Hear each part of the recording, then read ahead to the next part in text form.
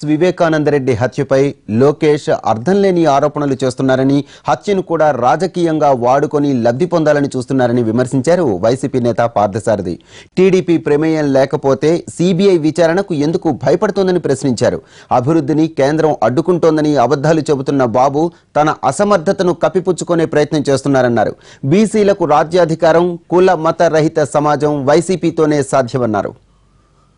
Senior నేత అజాత శత్రువు వివేకానంద రెడ్డి గారి మరణంతో మేమందరం ఎంతో బాధతో ఉంటే, ఆయన గురించి తెలిసిన ప్రతి ఒక్కరూ కూడా పార్టీలకు అతీతంగా బాధపడుతూ ఉంటే, లోకేష్ ఏం మాట్లాడుతున్నాడో ఒకసారి ఆలోచించేయమని చెప్పేసి మనం చేస్తాం. ఇదేనా సంస్కారం? ఆంధ్రుల సంస్కారం ఇదేనా అని చెప్పేసి నేను ప్రశ్నిస్తా ఉన్నాను.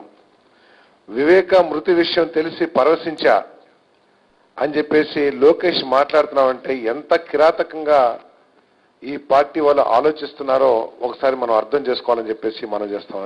ఎవరికైనా ఏదైనా ఆపద వస్తే తన ఆపదగా భావించాల్సిన చంద్రబాబు నాయుడు వివేకానంద రెడ్డి గారి మృతి కోసం పెట్టిన ప్రెస్ మీట్ లో ఏ విధంగా ముసిముసి నవ్వుల్ని ఆపుకుంటూ బాధను వ్యక్తం చేయాల్సిన ఒక ముఖ్యమంత్రి